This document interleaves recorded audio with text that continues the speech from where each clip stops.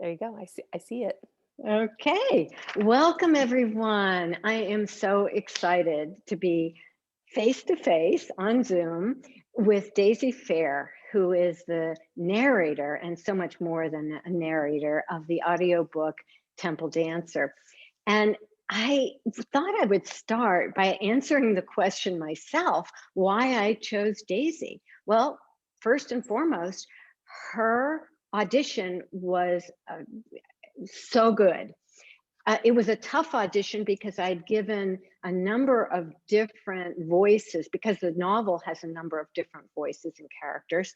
I had given segments of from the novel in different characters' voices: Indian accent, American, man, woman, old, young, and I mean, Daisy nailed it. I mean, there were times when there needed to be adjustments, but compared to everyone else's audition, hers was fabulous.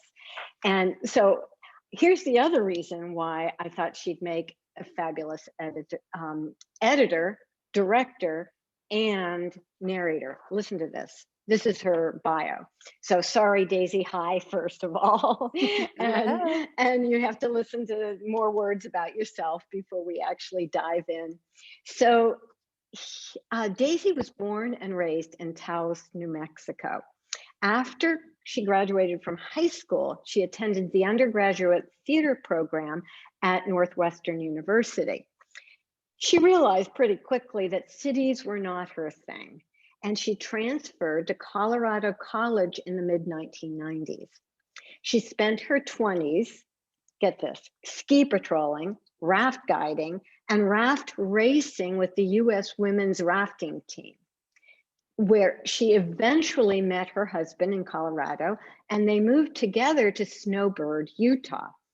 She finished up her degree in environmental science at the University of Utah and turned to small scale farming. And for the next 18 years, that's what she did. She founded and ran Copper Moose Farm in Park City, Utah for 14 years. Daisy has returned to her roots as an actor and a performance artist, a voiceover artist. Daisy has a lifetime of experience in hard work, dedication, and commitment to excellence. And when we talked before she even began, I really got that commitment, that dedication. And so I'm going to ask you a question, Daisy. So how would you say your lifetime of experience in hard work, dedication, and commitment to excellence manifested in the dramatization of Temple Dancer?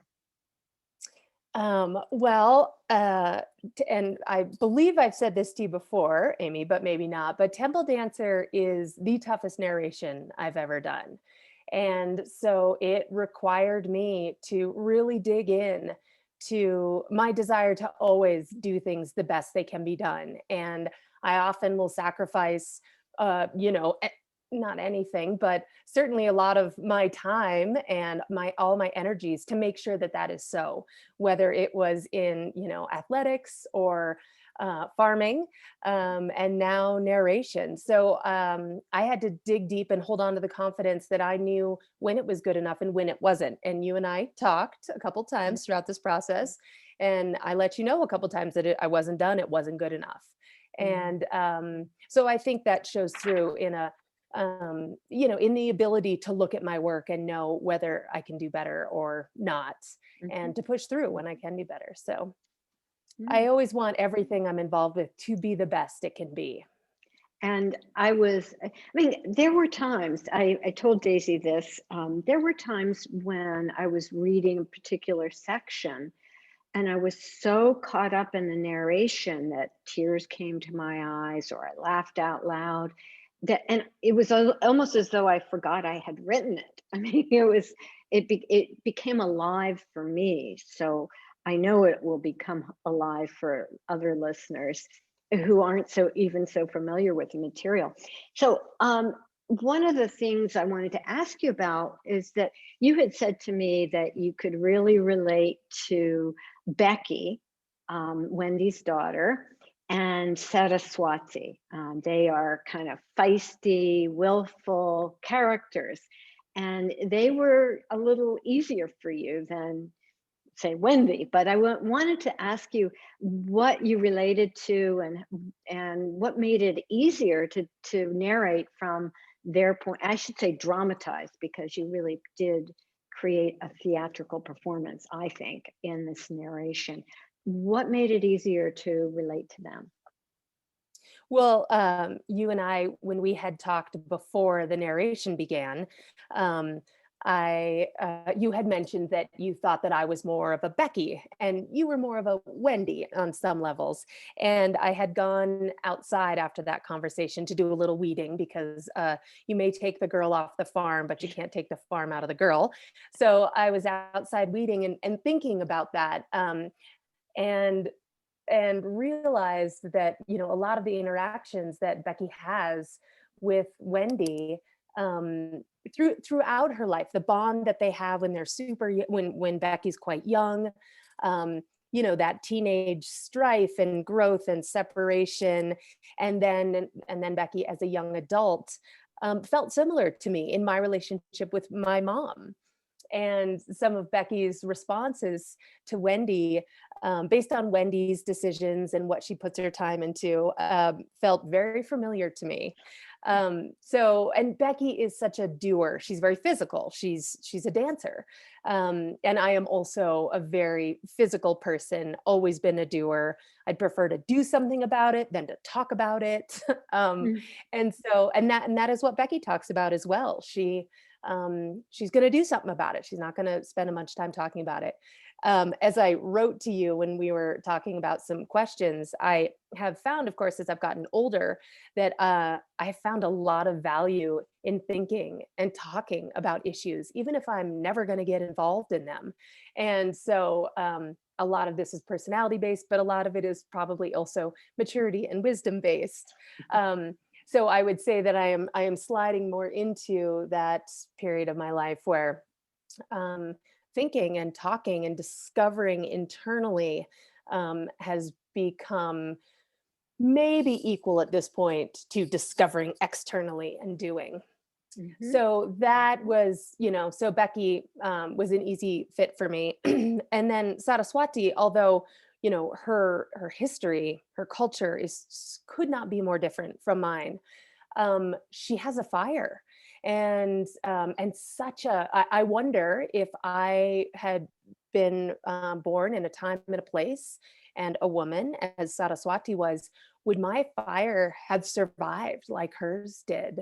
And she is so passionate and so dedicated to making a difference in the areas in her life where she's allowed to make a difference, which are very limited. And so it was easy for me to recognize that passion and stubbornness and fire in Saraswati as well. Mm. Yeah, you did such a good job with those characters. But you also, even though it took you a little longer, as we've talked about it, to really realize, and get and narrate Wendy's character, you did it. You got there.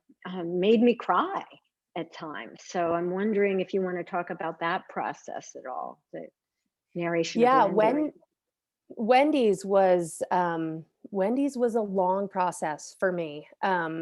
When I first read the book, I had a lot of questions about the decisions that Wendy had made. Not questions that I was going to ask you. I was just questioning why Wendy would make that decision. Why did she do that? Why is she acting this way?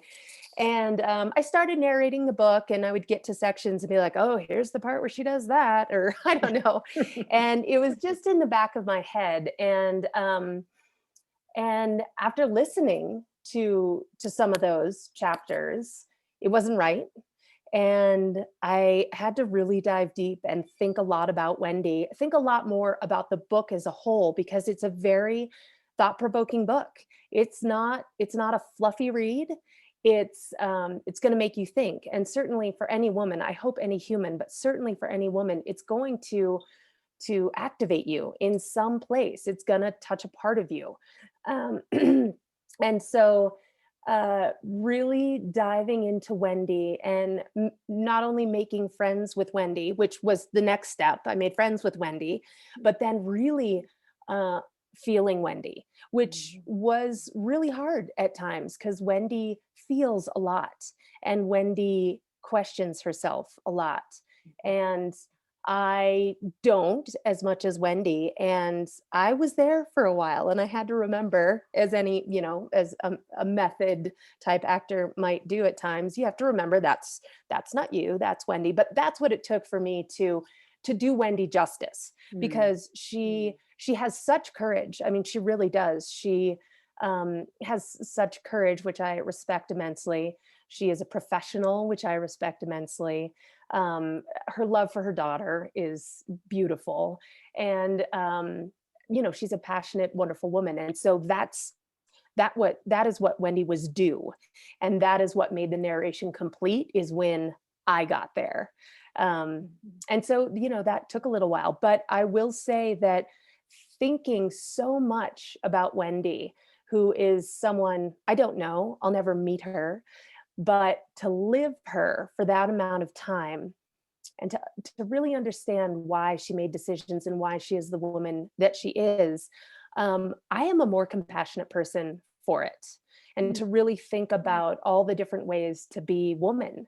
And obviously, I have many female friends. We are all different, but it has made me a more compassionate person. Really loving Wendy.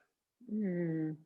Well, you're really speaking to something that brings me great gratification and joy. And that is that what I think I hear you saying is that actually working on the narration and really becoming absorbed in Wendy and becoming her, um, w- really had changed you and Mhm. really made a difference in your life and sort of goes along with this sort of maturing from being the doer, which you are, thank God, because you had a lot of doing in this project. I mean, first of all, the learning. I mean, you're a good mimic, but my goodness, all those Sanskrit words and pronunciations, and I mean, how did you do that? Oh, what a process that was. And that was, when I initially signed on to this project, I knew that was going to be an enormous challenge. That was the obvious challenge, and so that was what I focused on in the beginning. I have a fabulous book club, a club of powerful women, and I reached out to them and said, "Does anyone have a friend from India?" Of course, right away, someone responded. So I was connected with Kapil, and we met on Zoom, and I had a list of words for him, and we talked about the words and how to say them, and just general. Kapil is great. He is in classes to work on his English accent. And so he was very attuned to what narrators think about all the time, which is, where's your tongue? Where's your jaw? Which I think, if you haven't worked on an accent and or voiceovers, maybe don't think about that as much. So Mhm. Kapil and I were right on the same page as far as that was concerned, which was very helpful. Um, and so he helped me through that process. We talked on the phone a few more times, and then we would just text back and forth, or I would text him, a double check on a word, or something like that, and then he would send me voice memos. And so it was so great, because the country has so many different regions and accents, and so there's a lot of different ways that you can say it, and then there's the Americanized version. And so it was great to Mhm. have Kapil in my back pocket. So that was how I started with that one. And Yeah. then, first reading the book, some of those words, and the more ancient Sanskrit words, if you're not familiar with them, you look at them offhand, and there's like five consonants in a row together, and you're like, how does that even, I don't even know what that is. But after working with Kapil, of course, I could look at a word and just understand the basic format of it.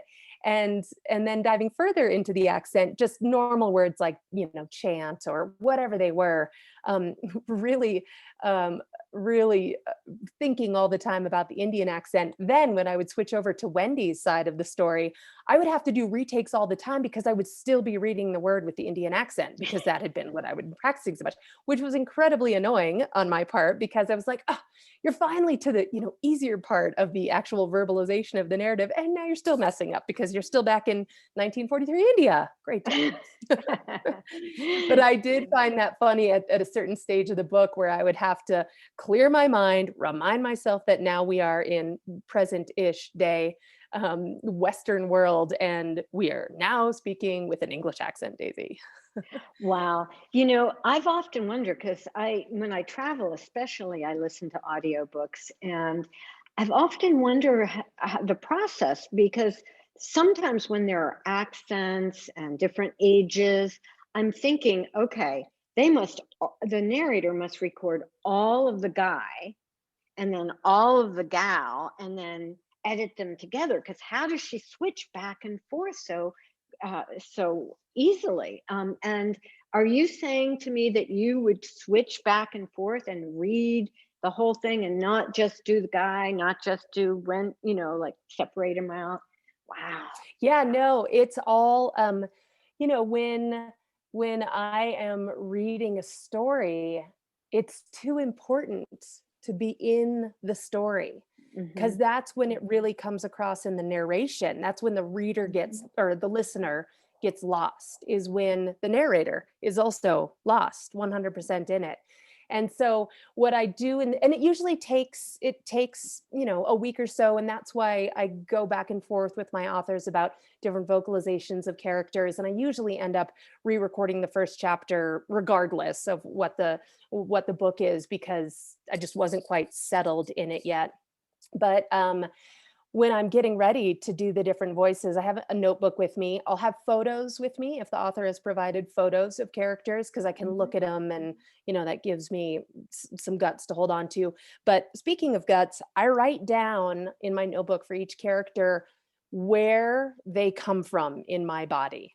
Wow. Whether it's just as simple as back of throat or whether it is, bottom of belly. And those are just little cues for me that if I need to, I just glance at it as I see a character coming up, so that I can immediately do it physically. There we are, back to the doer in me. I need to do it physically on some level. Hmm. So that helps me a lot go back and forth. And then, of course, once you're really in it, it becomes quite easy, the different characters, because you've been with them for a while and you've been looking at photos of them or looking at your physical descriptions of them. And it's easy to do. And it makes it's so exciting when you're in those dramatic scenes to be going back and forth between characters because you get to display everybody's emotion. And sometimes after one of those chapters is over and I'm done recording, it's like, oh, whew, that was a doozy. I got exhausted. Yeah. Um, Yeah. Well, so it's a it's fun. performance. It's a performance. Yes. Yeah.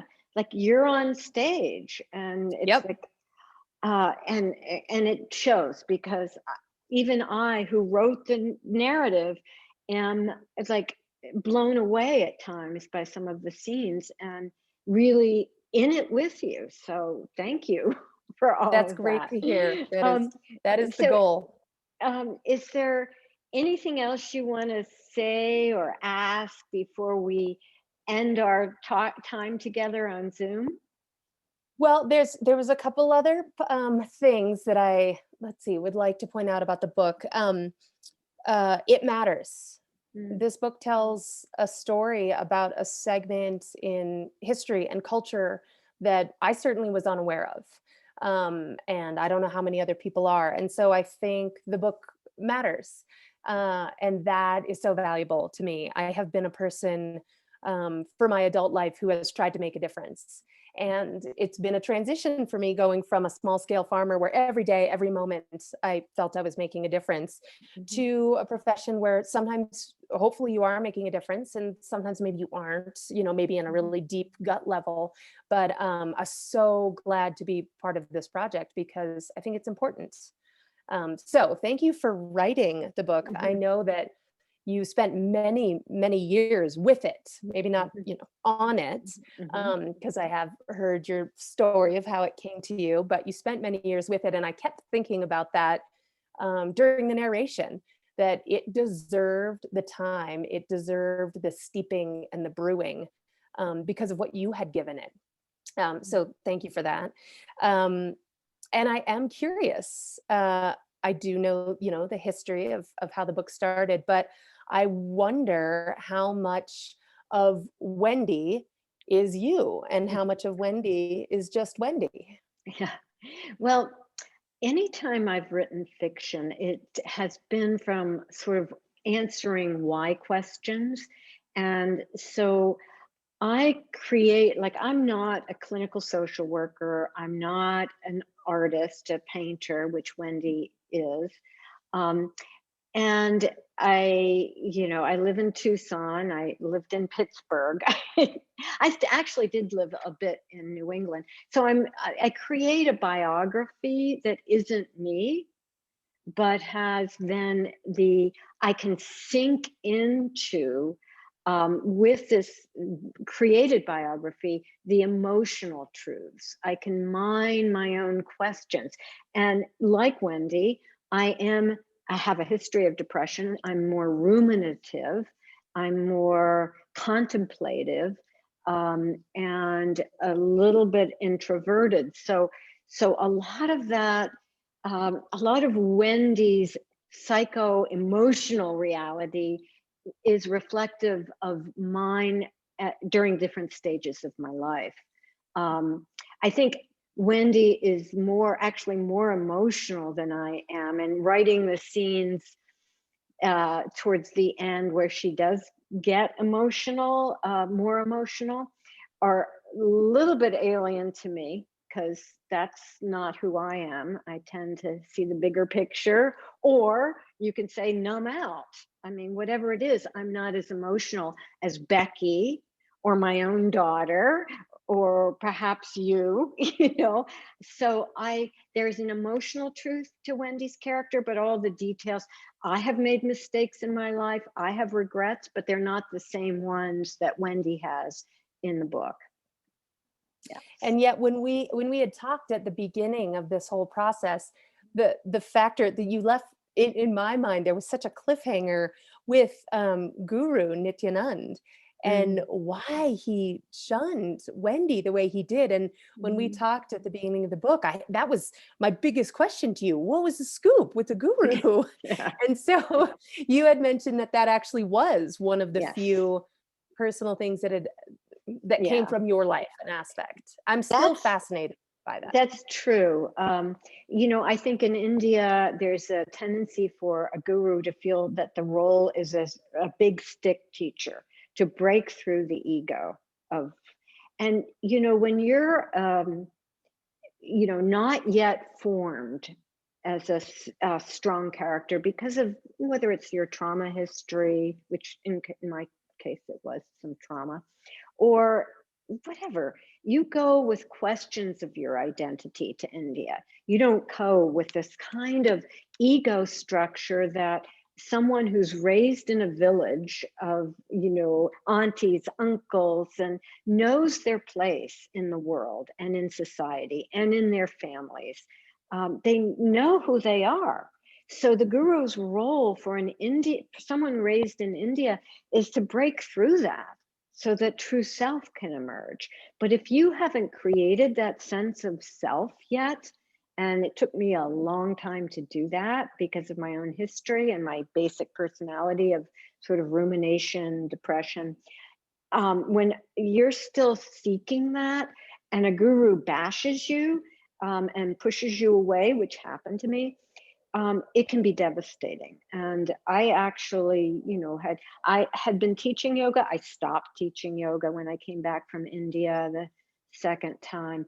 I, you know, my I had symptoms of fibromyalgia, that they diagnosed as fibromyalgia, and I healed from all of that. So obviously it was psychosomatic in the sense that it was, when I sort of recovered my sense of self and started reemerging and developing my sense of self, all those symptoms went away. So, yeah, that's true. And I think that happens to a lot of seekers who look to other cultures to help them define themselves. Yeah, we need to come home to ourselves. Fine. So, yeah, that happened to me. Yeah, that is fascinating. Another part of that culture, this culture that Mhm, I have no personal experience with. So that mhm. thank you. That answered my question. Okay. Well, if there's nothing else, I want to thank you so much. You have brought new life to Temple Dancer, to the scenes in India during the Raj, and the scenes in the US and the contemporary times. So thank you so much, Daisy. I so appreciate your work. Thank you for writing Mhm. such a complex, deep, and thoughtful book, which has made me such a better narrator. So I owe you a lot of thanks for a major growth opportunity, and what an exciting challenge to be a part of and come out on the other side proud of. So thank you for writing such a thoughtful book. Yeah. And we hope everybody listens and enjoys. So bye We bye. do. Bye.